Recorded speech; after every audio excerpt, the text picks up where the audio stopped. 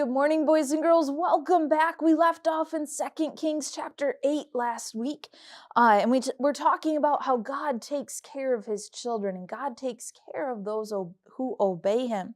We had touched on Elisha's reputation, and I had mentioned that that would come up again. So as we look in 2 Kings chapter 8, verse 7, it says, "And Elisha came to Damascus, and Ben-Hadad, the king of Syria, was sick. And it was told him, saying, the man of God is come hither."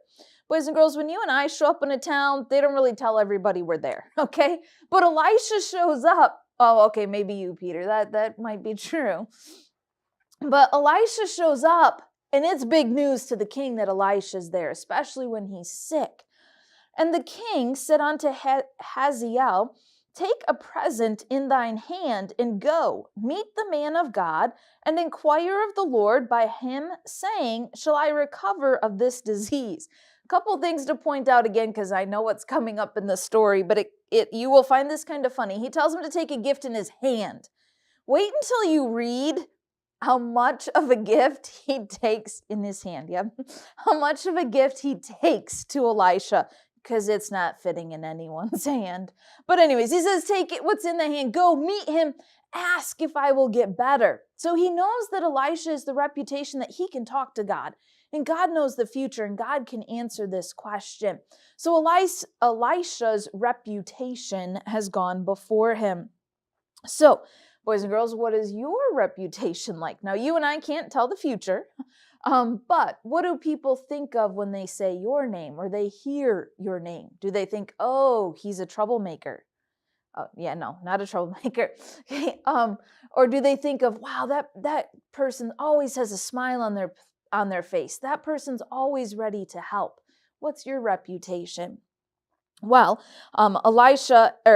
Ben-Hadad sends Hazael to go see Elisha. So verse 9, so Hazael went to meet him and took a present with him, even of every good thing of Damascus, 40 camels' burden. Okay, that gift in his hand was enough to go on 40 camels. It took 40 camels to take the gift to Elisha. Do you think it was pretty important for this king to find out? I think so, okay? Boys and girls, I've never gotten 40 camels worth of gifts. Yeah, part of that's culture too, but that would be a whole lot of gifts. So he takes 40 camels' burden and came and stood before him and said, "Thy son Ben-Hadad, king of Syria, hath sent me to thee, saying, Shall I recover of this disease?" So Hazael obeys. He goes, he stands before Elisha, and he says, okay, will the king of Syria recover? Will he get better? Or will he suffer from this disease? So verse 10, and Elisha said unto him, Go, say unto him, Thou mayest certainly recover. Howbeit, that's like a but, the Lord hath showed me that he shall surely die. It's like, oh yeah, go tell him he'll recover. But the Lord also showed me that he's going to die. Well, wait, he's going to recover, but he's going to die? That doesn't make sense to us, does it, boys and girls? Verse 11, and he settled his countenance steadfastly until he was ashamed. And the man of God wept. As God is revealing to Elisha what's going to happen, Ben-Hadad's going to recover. This is great. Oh no, Ben-Hadad's going to die. And then he begins to see the picture unfold in front of his face of what's going to happen. And he starts to weep and cry because he's so distraught.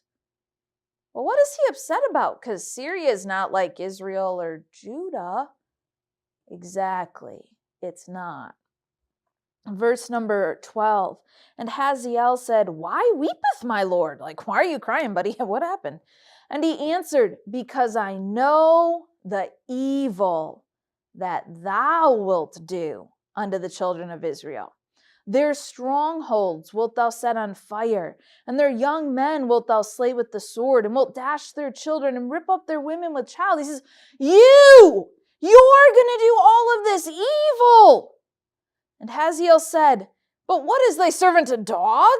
Who, me? Why would I do that? I'm not evil, that he should go do this great thing. And Elisha answered, The Lord hath showed me that thou shalt be king over Syria. Wait a minute. Ben-Hadad's king. Ben-Hadad's supposed to get better, but Ben-Hadad's going to die? And Hazael's going to be king? And Hazael's going to do all these evil things? Yeah, God said it. That's right, Peter. It's going to happen because God prophesied it. It is going to happen.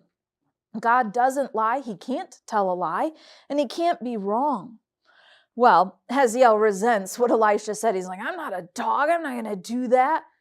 But boys and girls, he is bent on evil, and we're about to find out in the next couple verses just how evil Hazael is.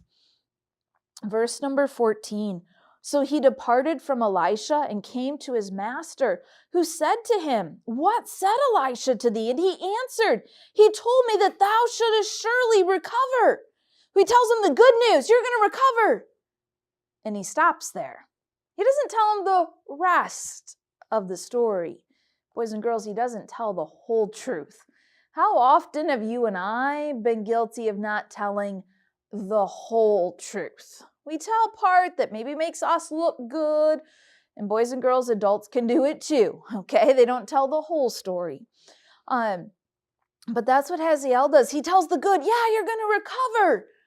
And then verse 15. And it came to pass on the morrow, in other words, tomorrow, the next day, that he took a thick cloth and dipped it in water and spread it on his face so that he died. And Hazael reigned in his stead. Boys and girls, he dies, okay, just as was predicted, and Hazael becomes king. Now, we're not going to cover this week all of the punishment and things that God said was going to happen at the hand of Syria. But boys and girls, it came to be just like God said it would. Hazael did what he was supposed to, but he didn't tell the whole truth afterwards. As we read through this story, sorry, boys and girls, I got distracted there momentarily. God's will is always accomplished. Sometimes we think we can get in the way or we can stop his will from happening, but boys and girls, God's will always be accomplished. We can't get in the way of what God has. God cannot lie and God cannot be wrong.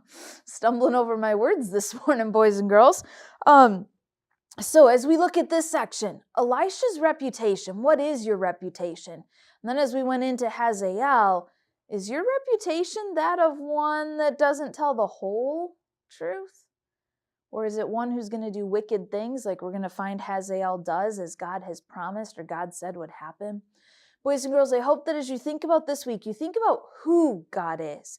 You think about the fact that nothing takes him by surprise. And God can never lie, and God can never do wrong.